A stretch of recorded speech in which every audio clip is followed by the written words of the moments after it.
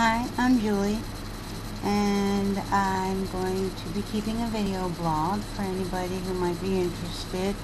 Hopefully I'll have information that might help someone about lupus. And here's my story. I was diagnosed in February of 2010.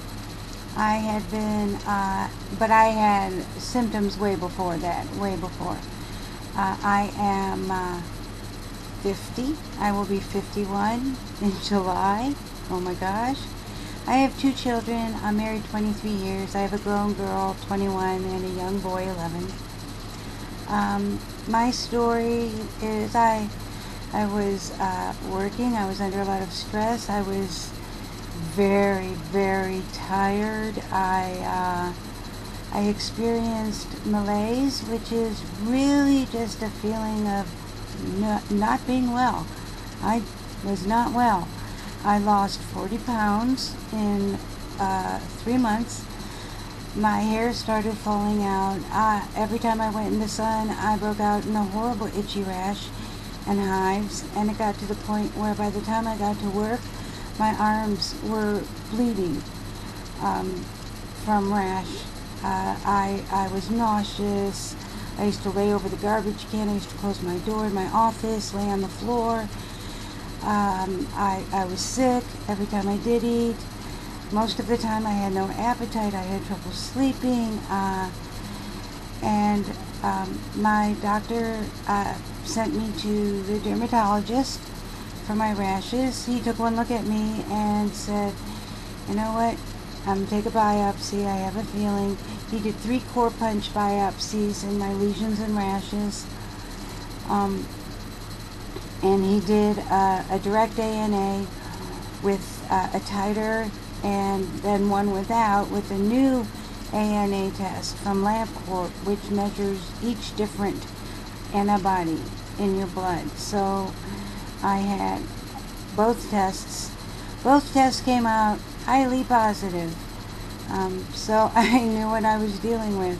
And I had never heard of lupus. I had heard of it. I didn't know what it was. I didn't know lupus came with rashes. I didn't know it was a connective tissue disease. I didn't know anything. So I learned. And this is my story. This is how I deal with symptoms. My main symptoms are I have extreme photosensitivity. I break out in a rash from ultraviolet rays within seconds. Literally, the less I'm outside, the better. I have double blackout drapes on my windows, and I stay in a lot of the time. I pretty much just go out for doctor appointments and maybe shopping a couple times a month. But that's it, because it takes me a while to recover. Going outside and being in the sun starts a rash which precipitates a flare. When I was first diagnosed, I was in stage 3B kidney disease, and I'm since in remission of the kidney disease, but not remission of the lupus. But I'm very, very lucky that I haven't had trouble with my kidneys since. Extreme photosensitivity. I have muscle and joint pain. I have severe peripheral neuropathy. I've had neuropathy a long time. I'm a type 2 diabetic. I was gestational with my daughter 21 years ago. 5 years after that, I became type 2. However, the past 12 years or so, my blood glucose levels have been under very good control. I've done everything from, I have to take insulin to oral meds. And I am actually down to less than 250 milligrams a day of glucophage. So I'm doing really well. My A1Cs are all under 6.0. So while my neurologist and doctors used to think that my neuropathy was from my diabetes, I knew better. It kept getting worse. Even with good control, it kept worsening. It spread from my feet to my hands, to my arms, to my legs, and I get freezing pain, I get burning pain, I get shock-like pain, I get hypersensitivity, But you know, the worst is the shock-like pain. It is relentless, like zap, zap, zap. And it's getting worse. So that is a definite thorn in my side, pain that you learn to live with. Although there are many times that I'm laying on my bed, shaking my foot off the bed, just wishing somebody would come and cut the thing off. Neuropathy, and I have cranial neuropathies. So I'm in the middle of being tested for that. I've been diagnosed with trigeminal neuralgia, and in another one of my videos I go into detail about that, but its nickname is the suicide disease, also known as the most painful disease condition known to man. So this is also a problem with my nerves when it is from lupus in one way or another, caused by lupus.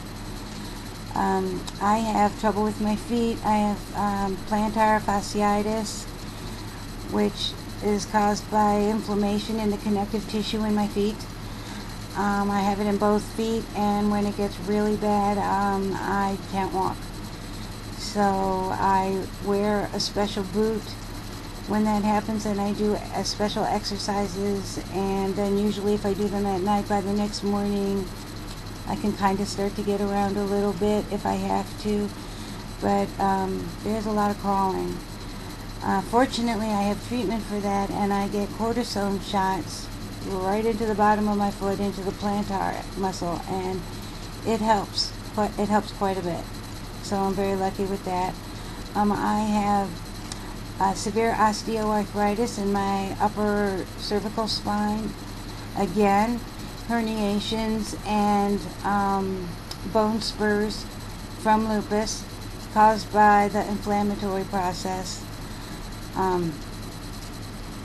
I have what's called cervical dystonia, and I have problems with tonic torticollis spasms in my neck, where I will spasm to the left, my neck will pull all the way over, and it will get paralyzed there for seconds at a time. It is horrendously painful as well.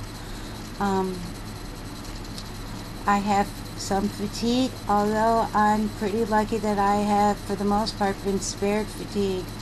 I think 50% of all people with lupus have debilitating fatigue. So in that sense, I'm lucky. I have pernicious anemia, and there's nothing that they can do.